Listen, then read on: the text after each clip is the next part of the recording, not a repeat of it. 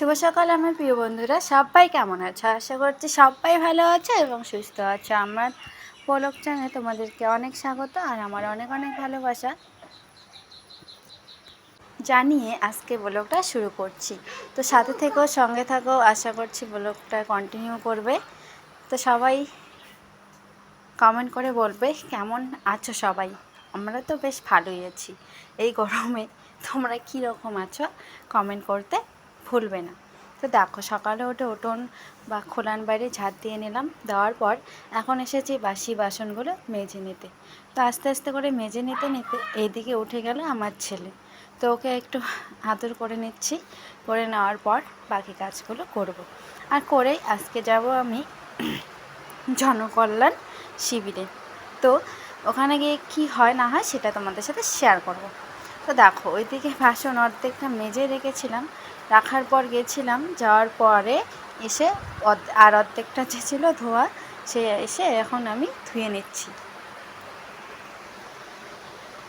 ওইদিকে ছেলে খেলা খেলছে, ও দিদির সঙ্গে খেলছে বসে বসে। তো এদিকে আমি তাড়াতাড়ি করে বাসনগুলোকে ধুয়ে নিলাম।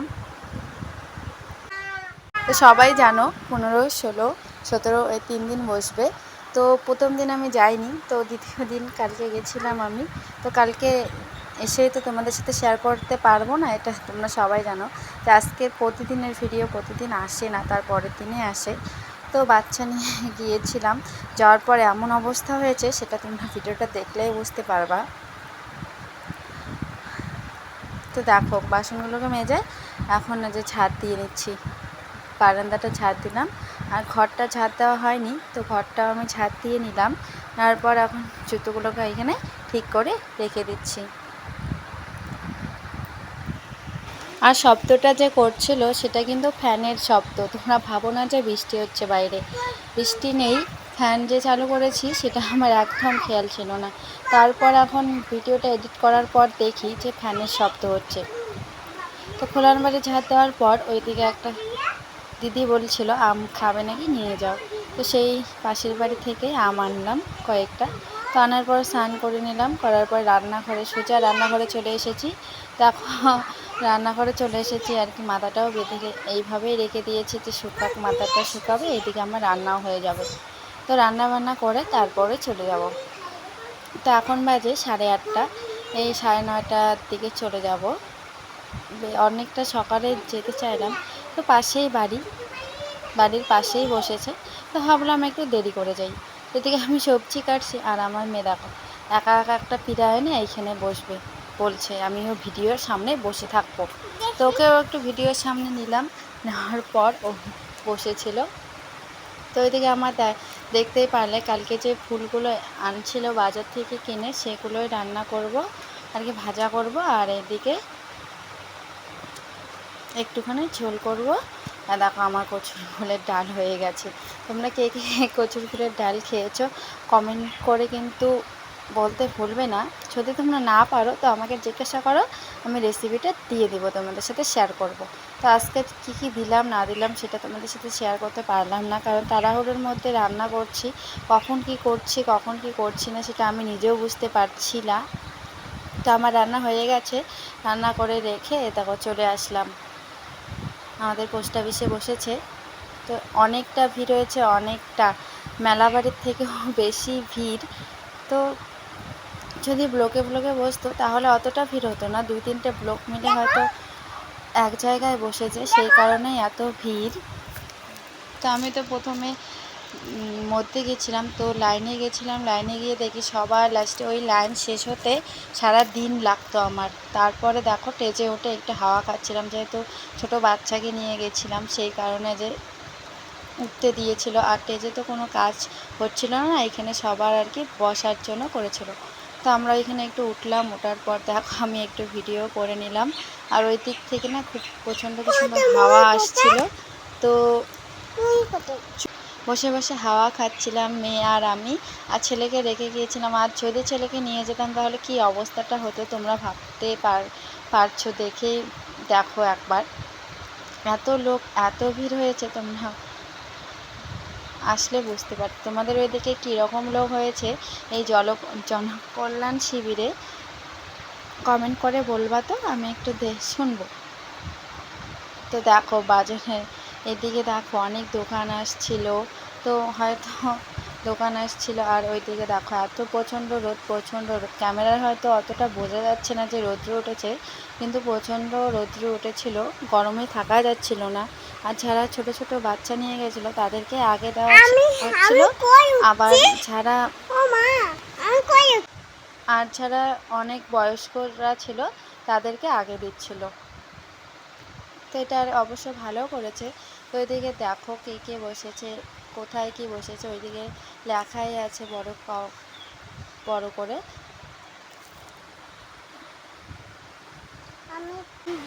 আর আমি গিয়েছিলাম জব কার্ডের জন্য, যেহেতু জব কার্ড বানাবো নতুন করে, সেই জন্য গিয়েছিলাম। আর আমি তো গিয়ে কিচ্ছু করতে পারলাম না, আমি বাড়ি চলে এসেছি, একটুখানি থেকেই বাড়ি চলে এসেছি। কারণ এই যে বাড়ি চলে এসেছি কেন জানো, যে বাচ্চা নিয়ে গিয়েছিলাম, আর এত রৌদ্র, এত লাইন কাটতে কাটতে অনেকটা বেলা হয়ে গেছিলো, আর অতক্ষণ থাকা আমার পক্ষে সম্ভব ছিল না, সেই কারণে। আর বাচ্চা ধরে অনেক লোকে গিয়েছিলো, সেই কারণে আমি বাড়ি চলে এসেছি। কারণ আমাদের বাড়ি তো সামনে, আমরা যখন তখন গিয়ে নিয়ে আসতে পারবো। তারপর বাড়ি আসার পর আমার শ্বশুরমশাই গিয়েছিলো এই 4টার দিকে, তখন নাকি একটু ফাঁকা ছিল, তো তখন আমার জন্য ফর্মটা নিয়ে আসছিল। আমি কিন্তু আনতে পারিনি, কারণ বাচ্চা নিয়ে গিয়েছিলাম, একটা বাচ্চাকে রেখে বাড়িতে রেখে গেছিলাম, তো সেই কারণে আমি আর ওইখানে থাকিনি। হয়তো পারতাম, কিন্তু থাকিনি, কারণ জানোই তো বাড়ির পাশে থাকলে একটু আলসেমো লাগে, সেই কারণে আমি বাড়িতে চলে এসেছি। তারপরে এনে দিয়েছিল আমাকে, শুধু শুধু গেছিলাম, আর এত এত লোকের ভিড় দেখে এসেছিলাম। তো তোমরা কারা কারা গেছো বা কারা কারা কী কী কাজ করলা কমেন্ট করে বলবে কিন্তু। আর বাড়ি এসে দেখো আমি জামা কাপড়গুলোকে শুকাতে দিয়ে গেছিলাম, সেগুলো একটু তুলে নিলাম। আর এইদিকে দেখো আমি দেখাচ্ছি আমাদের জব কার্ডের ফর্মটা, এটা আমাকে আমার শ্বশুরমশাই এনে দিয়েছে, তো এটা এখন ফিল আপ করতে দেবো। দেখো জব কার্ড, জনকল্যাণ শিবির application, job form, job card, এটাকেই এখন ফিল আপ করবো। এটার জন্য এত ভিড়, এত রৌদ্রের মধ্যে দিয়ে গেল দিনটা, অর্ধেক দিন গিয়েছিলাম 10টার দিকে, বাড়ি এসেছিলাম 1টার দিকে, তবুও কাজ হয়নি, আমি করতে পারিনি। তো বাবার দুপুরে খাওয়া দাওয়ার পর গেছিলো, তো তখন আনছিল। তো ওইদিকে ফর্মটা আনার সাথে সঙ্গে সঙ্গে ওদি বাজারও করে নিয়েছিল। এ দেখো, যেহেতু এটা দুদিনের ভিডিও হয়ে গেছে, তো রাত্রিবেলার আর সকালবেলার দুটো মিক্স হয়ে গেছে ভিডিওটা, একটু মানিয়ে নিয়ে দেখে নিও। আর আমার কথার মধ্যে যদি কোনো ভুল ত্রুটি হয়ে থাকে তো আমাকে প্লিজ ছোটো বোন হিসাবে ক্ষমা করে দিও। আর ভিডিওটা কেমন লাগলো কমেন্ট করে কিন্তু বলতে ভুলবে না। তো এখন এনেছে দেখো, বাজারে এনেছে দুটো চাল কুমড়ো, যে কাঁচামরিচ, ডাল, কুমড়ো বলছি সরি, পটল, তারপরে যে কচুর যে ফুল বের হয় না, কচুর যে ফুল, এটাকে বলে নাকি প্যানলেট বলে নাকি, এটাই আনছিল। তারপরে আনছিল পেঁয়াজ, আলু, এগুলোই আনছিল। তো এগুলো আমি এখন ঢালাঢালি করছি। আর আনছিল মাছ, আর আনছিল চিকেন। তো এখন এই যে ঢালাঢালি করার পর আমি রান্না করব। তো চলো রান্না করতে করতে তোমাদের সাথে একটা কথা বলি, যে যখন বিপদ আসে চারপাশ থেকে, তারপর দেখো মরিচগুলোকে ঢেলে নিলাম। আর বিপদ বলতে দেখো এত বড় বিপদ, আমার তো মাথায়, আমি তো কান্না করে ফেলেছি। তো যখন টাকা পয়সা না থাকে দেখবা তখনই বিপদগুলো আসে। এই তো যে মোবাইল 3 মাস পর যে ঠিক করার পর এখন যদি তোমাদের সাথে প্রতিদিন ভিডিও দিতে চাইছি, এত বছর হয়ে গেল, 2-3 বছর হয়ে গেল আমার ইউটিউব খোলা, কিন্তু এখনও আমি সফলতা